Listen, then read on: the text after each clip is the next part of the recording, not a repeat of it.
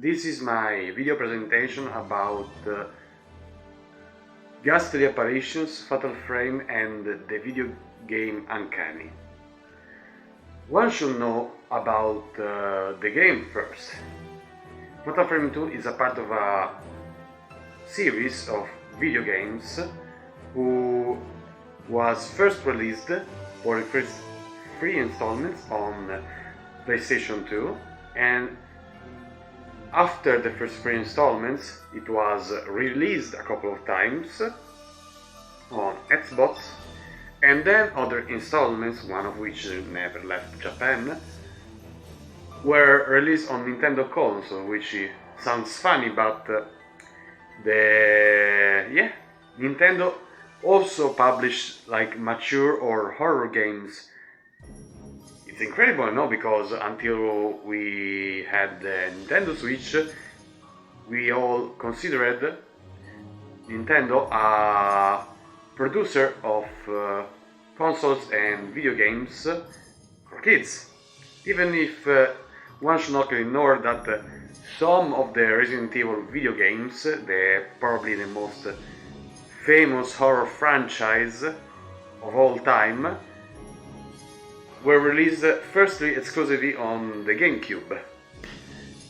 Yeah, it sounds incredible. It were the Resident Evil 0 and the remake of the first episode, Resident Evil. And there are folkloristic games centered around Japanese culture. In Japanese culture, one should know that they have a very different concept of undead,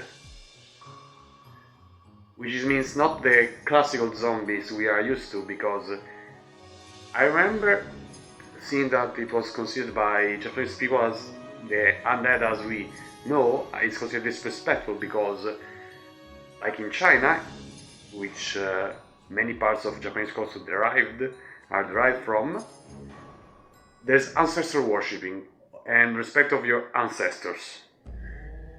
So it should come to no surprise that most all of Japanese horror is concentrated on ghosts. Like if someone watches movies like Reincarnation, Ringu, Ju-on, and others, seriously, ghosts are like the main monster or villain, and they were released together with the first 3 Fatal Frames on a period that was like the craze for Japanese horror or Asian genre in general. Fatal Frame 2 was released in fact in 2003, and that was like from the late 90s to the early 2000s. There were like many Japanese horrors, like the ones I cited, and video games kind of reflected that. Fatal Frame is the primary example, since you have to fight ghosts with your camera, which is like a lot of like the Thai movie called Shutter, not the remake. The remake is, let's just pretend it doesn't exist. And in this case, the game is centered around 2 characters, which are twins, which is like in some ways it's like a very important theme, both in the game and in real life. Otherwise we wouldn't be talking about it. I mean, twins are always like symbolic in a way. It's like a mirror in some cases. Who as a twin could tell you that their twin, their brother or sister, it's like a mirror of himself or herself. And we should take that into consideration for this presentation. And now we will talk about the theme.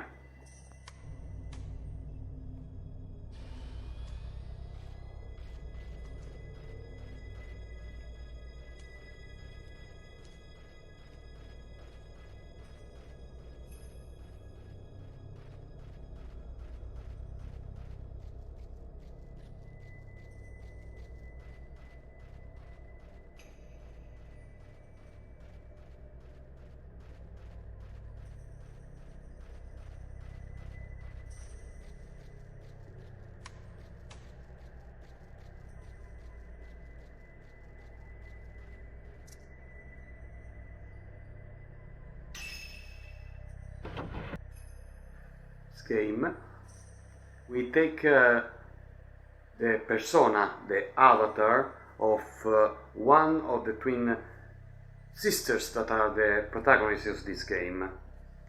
And the mode of the game, it's like an uncanny that you cannot escape because you're obligated to participate in it to see the conclusion of the game. Otherwise you can't progress and can't finish it. For the uncanny, according to Freud, it was like the inability to distinguish between reality and fiction, between what is animate and inanimate, between alive and dead. And one of the protagonists, the one we play, can't recognize her sister sometimes because she's in the game, she's ephemeral, and there's an avatar of her, which is the crimson butterfly, which represents the good part trampled by evil, and it's called crimson butterfly because red is seen as an intense emotion color by many psychologists and psychoanalysts. And the medium of the uncanny in the video game, according to Lacan, it's the mirror between reality and imaginations, is the camera, which it's the way where you can defend yourself against it, against the threats of this world, of this imaginary village lost in time.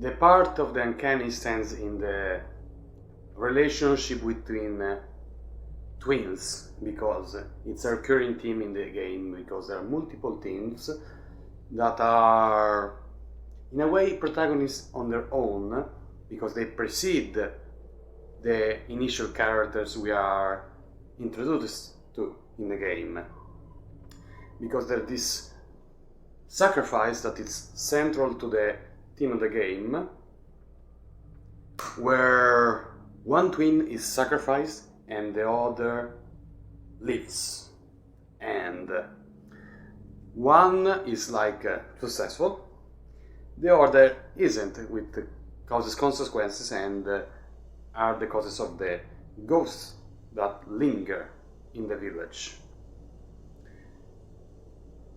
To put it simply, the twins are the mirror of each other, and since we are talking about Oriental video game, Japanese, we can see that the one is the mirror of the other. Also, what is uncanny in the game, it's the fact that you don't have control of your avatar, in this case Mio, which is a frail, likely underage girl, and if one sees the physique of the protagonist, it's one of that probably can't herself in a normal circumstance, let alone against supernatural entities such as ghosts. This meets with the theme of the sacrifice and twins, creates a creepy and uncanny atmosphere in which you have almost no control of it, and your only method of defense is when you take your camera. The atmosphere and the mechanics create a tense, horror-filled experience that can drag your soul in a way, metaphorically speaking, of course, and symbolically. Fatal Frame is therefore considered the best example of the Fatal Frame series, even so much so that it got re-released on its box with a director's cut with one additional ending.